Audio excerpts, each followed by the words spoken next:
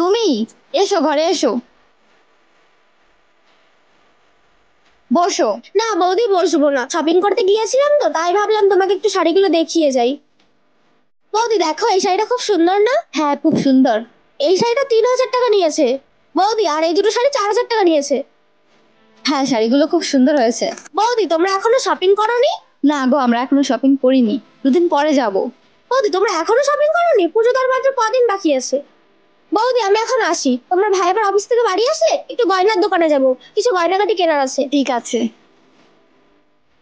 আজ যদি বাড়িতে আসুক, তারপর দেখছি। সাথী, সাথী, কোথায় তুমি? কখন থেকে ডাকছি তোমাকে, তুমি শুনতে পারছো না? কি হয়েছে তোমার? কিছু হয়নি, কি হবে? তোমাকে বিয়ে করে আমার জীবনে সব থেকে বড় ভুলটা আমি করেছি। সাথী, এভাবে বলছো কেন? কি হয়েছে বলো। পুজো কত তারিখে? কেন 9 তারিখে? সব মানুষের শপিং করা হয়ে গেছে, আর আজ তো তোমার কাকাতো ভাইয়ের বউ এসেছিল, তিনটে শাড়ি কিনেছে, আবার রাতে নাকি গয়নার দোকানে যাবে। আর তুমি আমাকে এখন পর্যন্ত একটা শাড়ি কিনে দিতে পারলে না। কি বললে সাথী তুমি? যে আমাকে বিয়ে করে তুমি সব থেকে বড় ভুল করেছো? সাথী, তুমি জানতে না আমি কোনো সরকারি চাকরি করি না বা বড় কোনো কোম্পানিতে জব করি না? তুমি তো জানতে আমি একদম দিনমজুর। আর তুমি তো আমাকে এটা দেখেই বিয়ে করেছিলে। সাথী, তুমি আমার কাকাতো ভাইয়ের কথা বলছো? আমার কাকাতো ভাই সরকারি চাকরি করে, ও মাসে 50,000 টাকা মাইনে পায়। ও একটা জায়গা 10টা কিনে দিতে পারে। সাথী, আমরা দিন আনি দিন খাই, আমাদের 1 টাকা খরচা করতে হলে অনেক চিন্তা ভাবনা করে খরচা করতে হয়। তাই বলে কি আমি কোনো সকাল লাভ করবো না? কেন করবে না?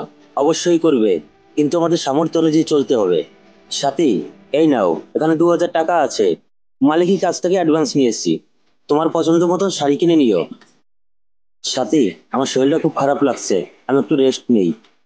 রিদ্ধি, তোমার গাটা এত গরম কেন? জ্বরে তো গা পুড়ে যাচ্ছে। ওসো এখানে, আর ডাক্তারের কাছে চলো।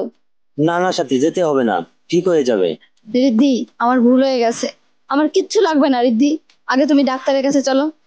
রিদ্ধি, তুমি ঠিকই বলেছো, প্রত্যেকটা মানুষের তার সামর্থ্য অনুযায়ী চলা উচিত। তুমি আমাকে ক্ষমা করে দাও, চলো ডাক্তারের কাছে চলো।